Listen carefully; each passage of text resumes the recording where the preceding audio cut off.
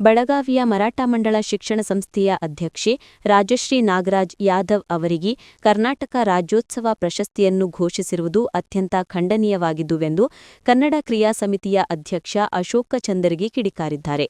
ಶುಕ್ರವಾರ ಬೆಳಗಾವಿಯಲ್ಲಿ ಸುದ್ದಿಗೋಷ್ಠಿಯಲ್ಲಿ ಮಾತನಾಡಿದರು. ರಾಜಶ್ರೀ ಅವರು ಕನ್ನಡದ ಕೆಲಸ ಮಾಡಿಯೇ ಇಲ್ಲ. ಕರ್ನಾಟಕ ಸರ್ಕಾರಕ್ಕೆ ಇದೊಂದು ಕಪ್ಪು ಚುಕ್ಕೆಯಾಗಿದೆ.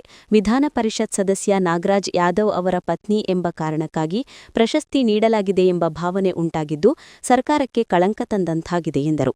ಮರಾಠ ಮಂಡಳ ಶಿಕ್ಷಣ ಸಂಸ್ಥೆಯು ಕನ್ನಡ ನಾಡು ನುಡಿ ಗಡಿಯ ಸಂಬಂಧ ಯಾವಾಗಲೂ ನಕಾರಾತ್ಮಕ ನಿಲುವು ತಳೆಯುತ್ತಾ ಬಂದಿದೆ.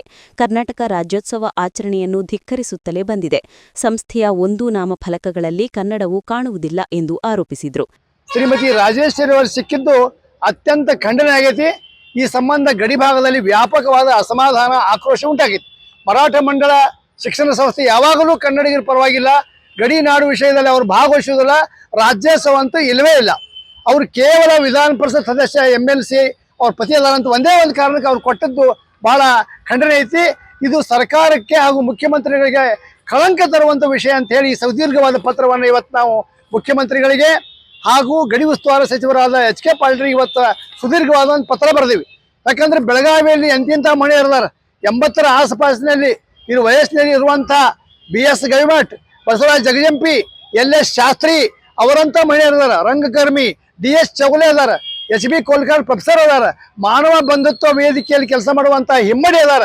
ಇವ್ರನ್ನೆಲ್ಲ ನಿರ್ಲಕ್ಷಿಸಿ ರಾಜಶ್ರೀ ಹಲಿಗೆ ಕೊಡು ಕ್ವಶನ್ ಯಾಕೆ ಕೊಟ್ಟರು, ಏನು ಉದ್ದೇಶ ಕೊಟ್ಟರು? ಮತ್ತು ಇನ್ನೊಂದು ವಯಸ್ಸಿನ ಇತಿಮಿತಿ ಐತಿ. ರಾಜ್ಯೋತ್ಸವ ಪ್ರಶಸ್ತಿಗೆ 60 ವಯಸ್ಸು ಮೀರಿದವ್ರು ಕೊಡಬೇಕಂತ ಸರ್ಕಾರದ ನಿಯಮಾವಳಿ ಐತಿ. ಇವ್ರಿಗೆ 50-55 ಇರಬೇಕು, ಅದಕ್ಕೂ ಕೆಳಗೂ ಇರಬಹುದು. ಅದನ್ನು ಉಲ್ಲಂಘನೆ ಮಾಡಿದ್ದಾರೆ. ಆದ್ದರಿಂದ ಇವತ್ತು ನಾವು ಮುಖ್ಯಮಂತ್ರಿ ಸಿದ್ದರಾಮಯ್ಯನವರಿಗೆ, ಗಡಿ ಉಸ್ತುವಾರಿ ಮಂತ್ರಿ HK ಪಾಟೀಲ್ ಒಂದು ಸುದೀರ್ಘವಾದ ಪತ್ರ ಬರೆದು ಆ ಪ್ರಶಸ್ತಿಯನ್ನು ತತ್ಕ್ಷಣ ತಡೆ ಹಿಡಬೇಕು.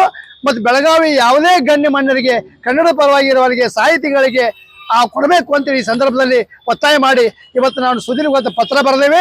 ಆದ್ದರಿಂದ ನಾಳೆ ಕೊಡೋ ಪ್ರಶಸ್ತಿಯನ್ನು ತಡೆ ಹಿಡಿಬೇಕು. ಮರಾಠ ಮಂಡಳ ಶಿಕ್ಷಣ ಸಂಸ್ಥೆ ನಮಗೆ ಯಾವಾಗಲೂ ನಮ್ಮ ಪರವಾಗಿರುವ ಸಂಸ್ಥೆ ಅಲ್ಲ, ಗಡಿ ನಾಡು ಚಟುವಟಿಕೆಗಳಿಗೆ ವಿರೋಧಿ ಕೆಲಸ ಮಾಡಿದೆ ಅಂತೇಳಿ ಈ ಸಂದರ್ಭದಲ್ಲಿ ನಾನು ಪತ್ರದಲ್ಲಿ ತಿಳಿಸಿದ್ದೇನೆ. ಅಲ್ಲದೆ ರಾಜ್ಯೋತ್ಸವ ಪ್ರಶಸ್ತಿಯನ್ನು 60 ವರ್ಷ ವಯಸ್ಸಿಗಿಂತ ಮೇಲಿನವರಿಗೆ ಕೊಡಬೇಕೆಂಬ ನಿಯಮವನ್ನು ಸಹ ರಾಜಶ್ರೀಯವರ ವಿಷಯದಲ್ಲಿ ಸ್ಪಷ್ಟವಾಗಿ ಉಲ್ಲಂಘಿಸಲಾಗಿದೆ.